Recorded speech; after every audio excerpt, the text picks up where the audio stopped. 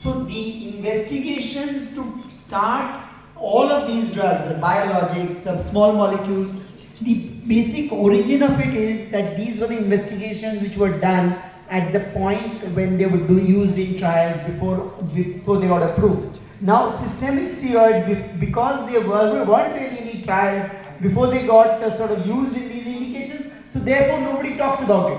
For example, methotrexate, as Sandeep rightly mentioned, you see, methotrexate actually, if you really sort of delve into the rheumatology literature, they talk in terms of, evaluating them along the same lines, that is IGRA and a MON2, etc. We don't do it because, again, when methotrexate started getting used in dermatology, nobody really got them done, and therefore nobody really bothers. On a candid note, I would like to add, I was once talking to Dr. J.S. Pasricha sir, and I asked sir, why you just started giving pulse and that to 5 tablets, 6 tablets?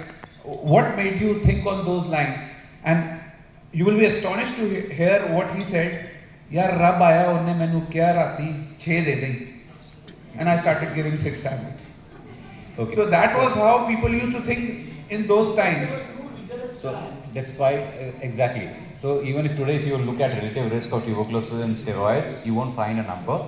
In TOFA, you would find 8 to 10 times more risk. In azathioprine, you find 6 times more risk.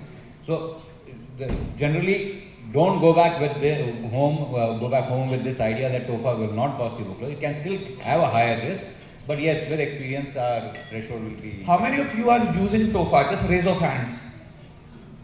Those who are using, how many of you get a serum, a MON2 and a HIV done for your patients? See, only 25%. So HIV, even I don't get it done.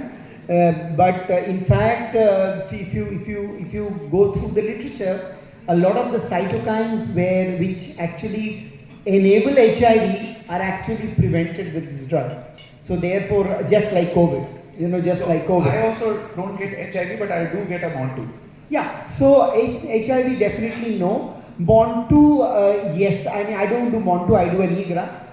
Again, basically because a lot of these patients will Google and they will say these are tests done and they will think why it hasn't been asked. So that is more probably a bigger reason for doing it rather than anything else. Actually, the physician community post TNF alpha inhibitor introduction got really worried about tuberculosis. So I think when we started using TNF alpha and we saw tuberculosis, then every molecule is introduced after that as an immunosuppressive, that thing has stuck on. And I personally feel it is because that these molecules have been introduced to us after doing clinical trials in India. Now those who have done the trials, they know that it was a prerequisite for them to get these tests done in India, and that's how these investigations have now entered our clinics and investigation list also, that you have to get it done if you are putting patient on TOFA. Sandeep sir, what percentage of alopecia areata patients show positive results with TOFA? Okay, so I would rather put it like which patients respond fast. Most of them respond. Okay. A good 80 to 90% respond. We saw that around 80%. Yeah. So, but 70% to 75% respond well within 3 months. Okay. In fact, at 4 weeks, the reduction in shedding is observed by most of them. You feel it is better than cyclosporin when it comes to alopecia areata? Okay. Yes. But why? But because I can, possibly give TOFA for a longer time and not cyclosporin, I could, but I would rather not. And the onset of action probably would be faster with cyclosporin. Yeah. So onset of action is faster in cyclosporin. You see, the thing is, cyclosporin isn't a great drug for extensive alopecia areata, totalis universalis types, and the reason is we know that these two conditions will last a long period of time. We know that cyclosporin, depending on your continent, cannot be used beyond 1/2 years. So that is one of the problems. So you cannot have maintenance cyclosporin. That is the problem. So therefore, cyclosporin actually isn't a very great drug for a condition such as totalis universalis. Whereas tofacitinib is a drug where now we have experience, for a pretty long period of time, which suggests that tofacitinib isn't a problem provided these patients are monitored. So that is the major advantage that tofa has. Treatment, we have discussed this. What is your usual recommendation on duration of treatment? Once the patient, okay, in 4 months the patient has got full head. Now what to do? Okay, so thereafter, I think 6 months is what I tell patients that look, you will probably need to use it between 3 and 6 months. Let us say that you will have to use it at that same dosage, and thereafter I start again. Let us say between 3 and 6. Why I say between 3 and 6? Depending on the initial severity of the AE. So if the initial severity is very high, I use it for a little longer period of time, and then I sort of switch it downwards. And then I probably, I don't go down to 2.5. I keep it at about 5 milligram, and I keep it at 5 milligram. In fact, almost all my patients have continued to be on 5 milligram. For how long? Maximum? None of my patients I have stopped actually. I have not stopped in any of my patients because actually. So what is the end point? There is no end point. There is no end point. Actually, with all these drugs, there is no end point because we know that if you stop the drug, because you see, all my patients of Tofacitinib are the more than 50%. So all scored beyond 50. So that is the kind of patients. And almost all of them are patients who have relapsed with even other drugs. So we know they are going to relapse, the literature says they are going to relapse, and we have seen that they do relapse. So therefore, even at 5 milligram, in fact, I have a patient who is going to, in fact, who is just WhatsApping me. This is a girl who now lives in Meerut. So 5 milligram twice a day. See, what happens is after some time, they will start to get tolerant to the 5 milligram. So you need to step it upwards to 10 milligram twice a day. Now that girl is on 10 milligram twice a day. Now whenever she gets a full head, I sort of try to bring it down. Again she says, I'm having again tufts. Again I step it upwards. So you sometimes in very severe cases you need to keep doing that. So I taper from 5 milligram BG in this indication to 5 milligram OD after 6 months. I give my first treatment holiday at 2 years.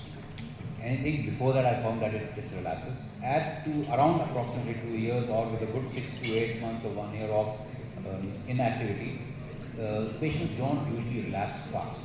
We are talking about universalis and totalis. So yes, so universalis and totalis, 2 years I give my first treatment holiday. So you have data and patient with you for whom you have given for yes, so 2 years. Yes, initially we used to import the molecule. So I have my oldest patient is 2.5 years. So there are 3 or 4 patients who finish 2 years and I give them a treatment holiday, and they are fine. They're maintaining it. There is around a 10% reduction in head count, approximately, but they've held it at that. I'm sure I'll have to reintroduce it, as Sir just brought out. You cannot, there's no end point. Except for one patient who has had no issues at all. The rest everyone, I'm sure, will relapse over a period of time. And then that outlier is always there. So we are only searching for those outliers who will possibly carry on. If anyone has any questions at any time, you can just raise your hand and I'll be happy to take your question. Especially if you have some interesting case you'd like to share or some interesting problem that you would like a solution to. Okay, coming on to topical, do you use topical Tofacitinib in your patients of say 1 patch, 2 patch alopecia areata? So I do not treat patients with 1 patch, 2 patch with Tofacitinib at all. I use intralesional steroids, they work much better. I don't actually use topical Tofacitinib in this condition at all. I've had a poor experience, and in my view it doesn't work too well. It's very slow in alopecia areata patching, and I've given it in those patients who outright refuse steroids. I'll tell you the reason for that, and I'll tell you the reason for that. The reason for that is the epidermal JAK-STAT pathway is inhibited much better than the dermal. That's in vitiligo. Yeah, no. In any of the conditions. Yes. That's how it works in vitiligo. Yeah, so that is, so the reason, why I'm saying that is, so a condition such as psoriasis, a condition such as vitiligo would respond better to the topical. Whereas a condition with like alopecia areata, which is primarily dermal, we do not expect topical Tofacitinib to be of any use. So that's conceptually the point. So therefore, I do not use topical Tofacitinib areata. I use it in atopic dermatitis. I use it in vitiligo. Vitiligo mostly, in fact, majority of my topical Tofacitinibs are vitiligo. but not psoriasis. Just about started using, but mostly vitiligo. Sandeep sir, how many percentage of them had to discontinue the treatment due to adverse effects? Occasional. And what was the I discontinued in some cases. Few of them developed severe herpes also. Okay. So I had to discontinue it for a while. Why? Because they had read about the side effects and they said we cannot continue. And in our hospital, the medicine guys say that if you are putting patient on Tofa, you have to give them a vaccine for. now the problem is in most of these vaccine and therapeutic intervention is you first have to give the vaccine, wait for some time, then do it. So you need a cohort who is willing to do that. If you can't do that, then you have to start. In some vaccines you don't need to, you can continue. But in this case, I think we have to. Because rheumatologists. So no. So it's actually a part of guidelines. So usage of vaccination in those beyond 50, if you are using starting Tofacitinib in those beyond 50, the usage of herpes zoster vaccine is part of guidelines. So therefore, you have to vaccinate before you start Tofacitinib. So therefore, the above 50 group, there are a lot of, it's a different beast actually. This came up from rheumatoid arthritis cohort, Yes. where long-term Tofa was planned and they could, induce it. But overall, let me tell you, as Sandeep rightly mentioned, I don't really scratch my mind to think I probably had one discontinuation because of liver enzyme elevation. I had 2 discontinuations Yeah, because of. so that is probably one where the lipids went up. Probably that's it. I mean, hardly you need to. So that way, this is one drug which really is sort of a much safer bet. Hardly much of problems. How many would you have observed with a lipid derangement? Derangement, not dyslipidemia. A lot of them would have some. Yeah. So actually, major lipid abnormalities. I mean, I remember very few patients. Again, they occur more with the 10 milligram twice in a day for psoriasis rather than the 5 milligram twice in a day. Will you prescribe this in a patient who is already on statin? So, okay. So there is no problem. I have prescribed on a patient who is already on statin. In fact, this patient whom I was talking about, vitiligo, I added a statin 10 milligram and the patient is doing fine. So even if the lipid profile is deranged, you can add a statin and continue the drug. Absolutely. In fact, Yes, 10 the milligram take-home once a message is day. that. This lady is on 10 milligram once a day, no problem at all.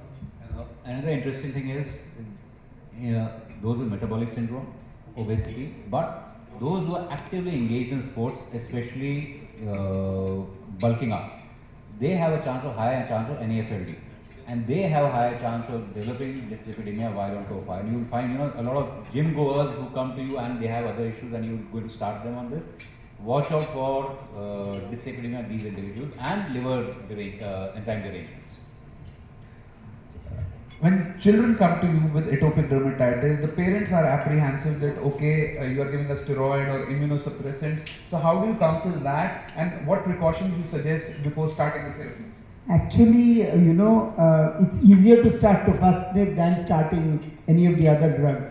Let me tell you, firstly, because it's a drug, we tell them that look, this is a drug which has been used beyond 2 years of age, and we have data. Of course, the data and approval are for a different indication, but they are children after all who have a condition. So therefore, and it has been rigorously studied and it's been found to be safe. In fact, infective complications are much lower in children. So we tell them at an overall, the complications of Tofacitinib in children are lower than in adults. So therefore, yeah. If a child of say 5 years comes to you, what will be the dose? Okay, so here the dosing is as per weight. So the dosing is as per weight. So beyond 40 kgs, it is the same standard dosing. Then you have the 20 to 40 where you use the 4 milligram twice, and 10 to 20 where you use the 3.2. Unfortunately, we do not have these. So because those are available in the liquid formulation, we don't have that in India. So therefore, what I normally do is, I normally reduce the dose. So therefore, what I normally do is, I go down to 5 milligram and the 2.5. So that's what I normally do. Yes, sir. You would like to add something? Yeah. How do I convince parents? I just tell them it's not a steroid. Bas. That one line is good enough for them. Okay. But the next thing comes is growth retardation to nahi karega. So these are some things which you have to counsel, and you will get a Montu done for the child also.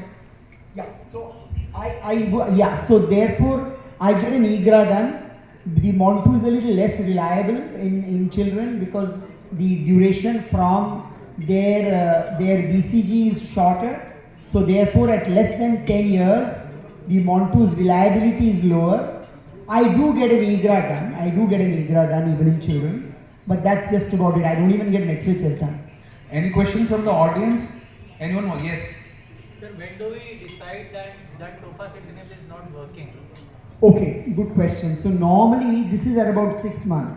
So normally at 3 months, it's at No patient is going to stay with us if we give Tofa and they are not getting results in 2 months. See, you have to counsel the patient that okay, you will start getting here in 2 months. You have to counsel the patient that okay, your disease progression at least will stop in 2 months. You will agree that no patient will stay with any of the dermatologists, and no matter how handsome or beautiful the lady is, but 6 months is too long. So I'll tell you what happens. So what I normally tell patients is, look, it is at 3 months that I get results. It's always best to under promise and over deliver. It's something which is an old adage. So I tell them, look, it's at 3 months that I expect to see the results which you should get with this drug. Okay, and I tell them that the literature says so and so, so and so, so and so. In terms of percentage of results, I said this is something which we expect at 3 months, but at 3 months I am going to reevaluate you. So in case you haven't got the optimal result, you will start getting some results. But if you haven't got the optimal results, we might need to step up those. But however, if I do not get optimal results at 6, that is the time when I rethink and I sometimes add on. For example, as I was telling you, I add on oral minoxidil. In fact, oral minoxidil is something which I add on at about 3 months. There are people who will start with minipulse and will introduce Tofa once they start seeing results, or they want to keep it on for maintenance. Do you give Tofa and minipulse together? No, I don't. In fact, in alopecia areata, we have stopped using oral minipulse entirely. And as I told you, in vitiligo, the circumstances where I use minipulse, I have told you. In psoriasis, of course, it's irrelevant. In atopic dermatitis also, it's irrelevant. It's primarily in alopecia areata. With now the amount of data and the kind of results we are seeing, we have, in fact, I don't remember now in the last, let's say, year and a half, I've given oral minipulse to any patient.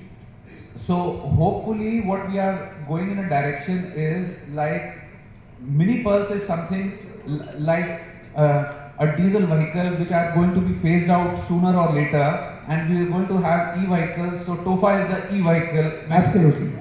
So you can start giving Tofa, and it has lesser side effects and is more efficacious. And as sir pointed out that with 2 years there is no problem. You can, and the literature also says that up to 2 years the safety profile has been studied. So another interesting thing is my first patient had alopecia universalis for 8 years. We had already exhibited her everything right from a DEXA pulse to methotrexate to everything. After 8 years, that is now 2.5 years back, I started her on Tofa. She had a full lock of hair in 6 months. So despite our learning that beyond 1 year, some say 3 years, some say 5 years, it will not work or it will work less, she is doing extremely well and she's on a treatment holiday now. So it is never late to start. Coming on to psoriasis, is it your first line of drug or you keep it for maintenance or treatment phase? So psoriasis actually, it is not my first line therapy for psoriasis. So psoriasis, I normally go by the standard treatment.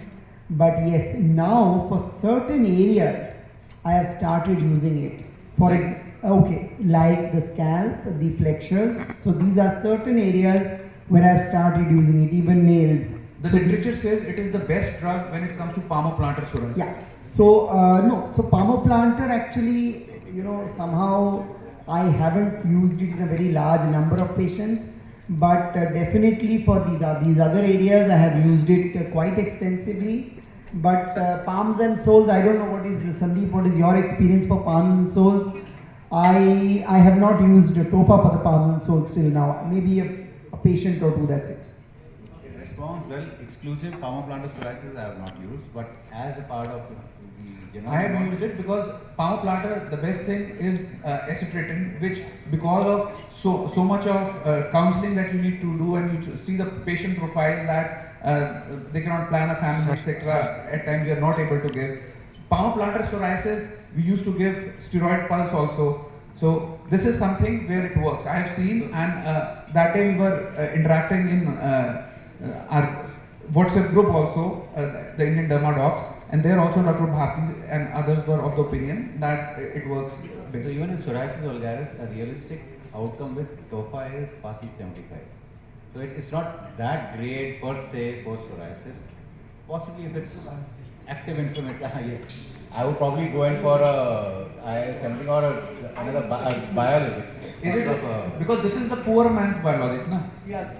Normally, actually, as I said, since both of us have access to biologics, so I mean, if extensive, severe palmoplantar disease, because for us, actually, soldiers and airmen, their hands are very, very important. So therefore, if I have that kind of a patient, I normally don't wait on any other drug, we straight away switch to a biologic. For atopic dermatitis, baricitinib is considered better than Tofa. Baricitinib is rather meant for atopic dermatitis. Tofa was not meant for atopic dermatitis, but because it is cheaper than baricitinib, they have started using in atopic. Your experience? Okay, so I have used baricitinib as well. Baricitinib seems to work better in atopic dermatitis. So that is definitely there. I have used tofacitinib as well, but most of the tofacitinibs I use is actually the topical variant in atopic dermatitis. So here, what I normally do is if I have a resistant area, for example, certain patients who just do not want to use, they say steroid, they need it. So you use it at the first line for atopics? So yeah, so if I have a patient where I use a mid-potency topical corticosteroid, and that is fluticasone. Let me put it very bluntly, please, mometasone is not a mid-potency topical steroid. So mometasone is a potent topical steroid. I do not use it in the flexural areas in children. So there, if let us say a calcineurin inhibitor doesn't work too well, or in case the patient, let me tell you, this also topical does give a little bit of burning. But I switch on to tofacitinib, and tofacitinib seems to work under those situations. You mean to say that it is better off than pimacrolimus or tacrolimus? Okay, so what happens is may not be better off, but the thing is that if the patient gets too much of a burning sensation and pimacrolimus is not working, then I switch them to tofacitinib. Yes, sir. For topical, the itch reduces much faster with Tofa. Okay. For the tacrolimus and pimacrolimus, it's much slower.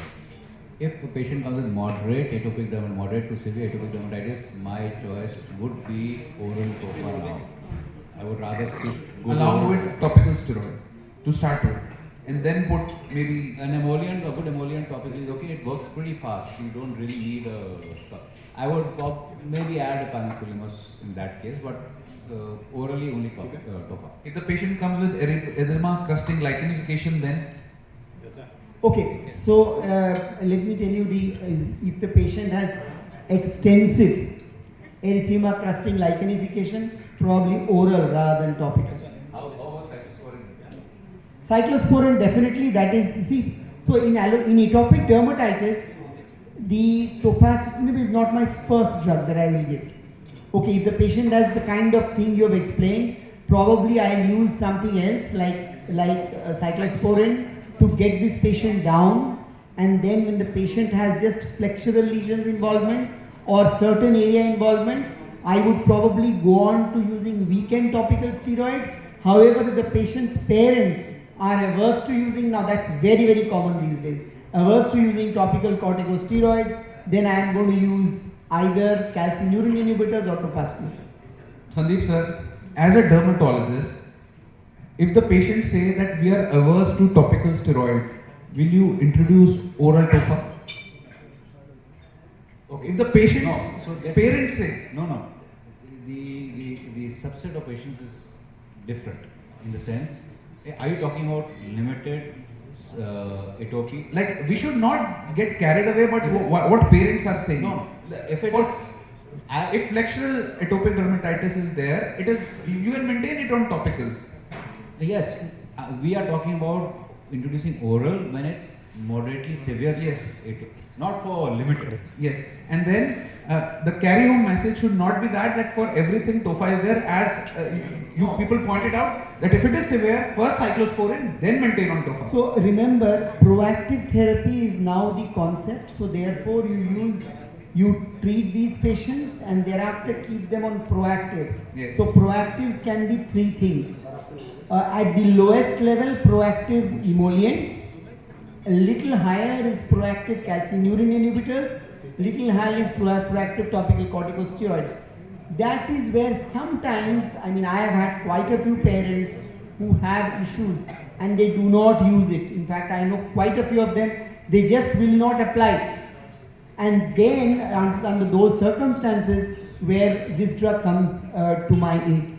I think that's an excellent point. We are now talking about a subset of patients who are progressively worsening.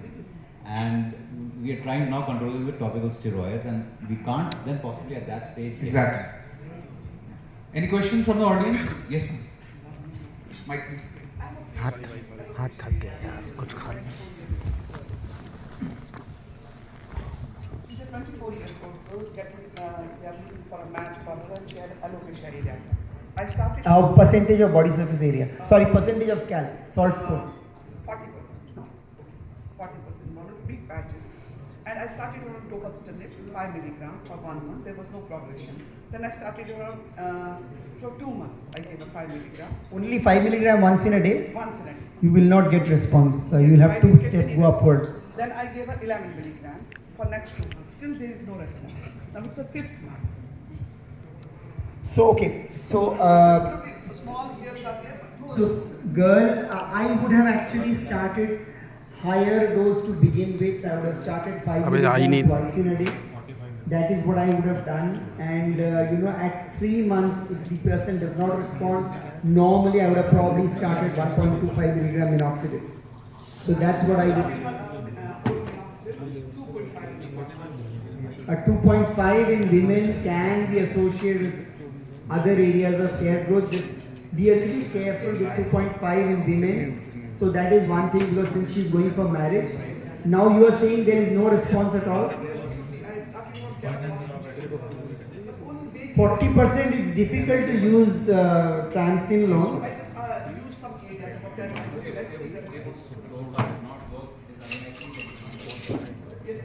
Let's see the response. So in these situations, what I normally do is, if I were you, what I will do is I'm going to take off these drugs, do a histopathology, and if I do not find active inflammation, I am going to start them on a topical irritant. I'm going to start them on a topical irritant agent. No.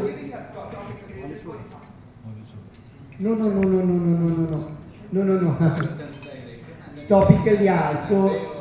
So what I would do now here is I'm going to start DPCP on these people. So I'm going to start DPCP. DPCP is quite easily available. There is a company which will actually ship it to you with all the percentages. And once you have reached the highest percentage, if you tell them, they'll only send you the highest percentage. So, and the patient can apply it themselves. There's no problem with DPCP. So you start with the sensitization. That is what you're going to do with the 2%. I think you are not. Diphencyclone, yeah. So that is, I think, a good thing to give in this particular situation. But I normally, under these circumstances, not getting a response, I normally would do histopathology and check no activity. I'm going to start either phenolize or DPCP. So phenolization is another thing which you can do, and that is that also acts as an irritant. So you can start to phenolize. The only thing is it's quite an irritant, and if phenolization doesn't work, DPCP. So DPCP, remember, is approved for 50% and over. The BAD guidelines.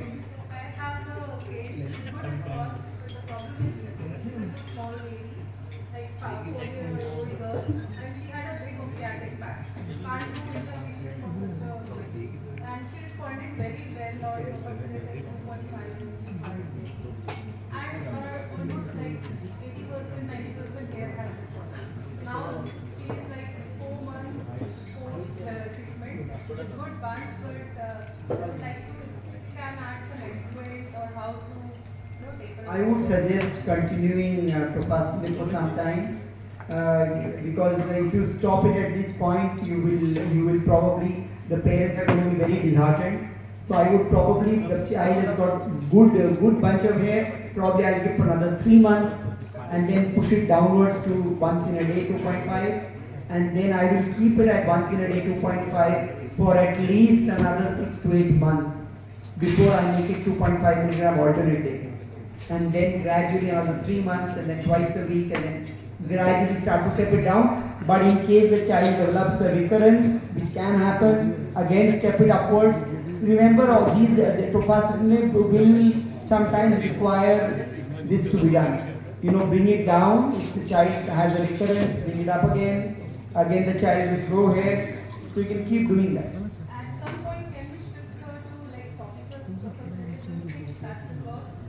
I don't know, conceptually I do not think topical Tofacitinib, you can try it. I have probably used it in one patient, and I told the parents, look, they were very keen on a topical agent, and when I told them Tofa, they said, is there a topical available? I said, look, you can use, but I do not think it's going to work. See, that is the problem, yeah, that's the problem. Another thing, another opinion I want, like, do you think immunosuppression is related to the dosage of Tofacitinib? And then if we give it at like, let's say like 11 mg twice daily, if the patient is on, do you think that person is going to have more? The 11 mg is a sustained release. If you are using twice in a day, you can do the standard 10 milligram twice in a day. You do not need the 11 milligram twice in a day. So the 11 milligram is meant for once a day use. Absolutely, absolutely. But again, the age group of the patient is important, and all those factors when you decide on the dosage and the adverse effect profile.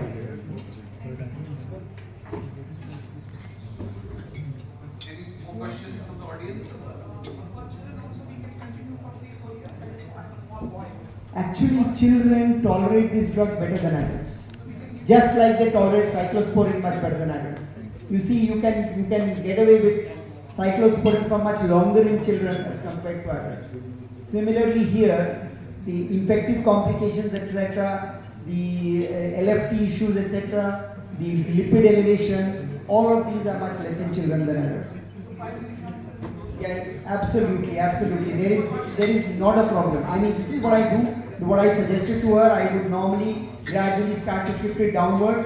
A majority of them, as Sandeep rightly mentioned, there would be an outlier who would not require, continuation, but the majority, you might well do this.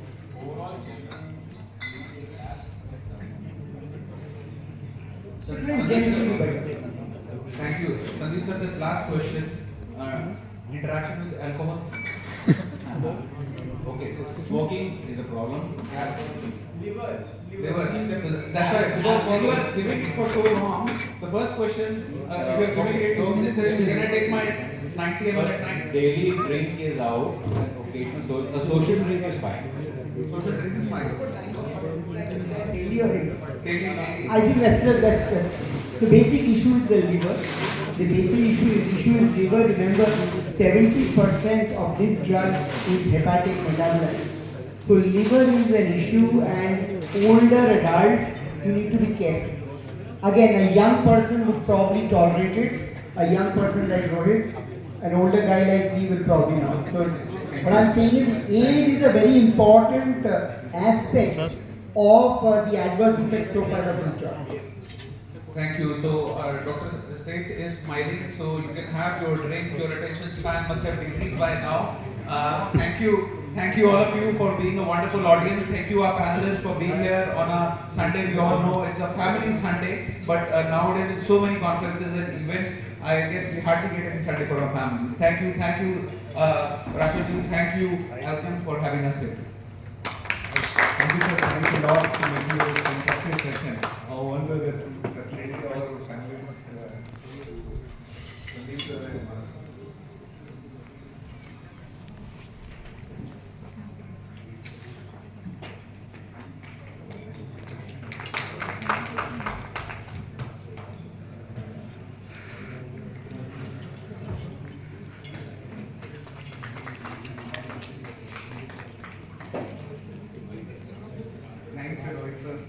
make me proud to be create this type of session.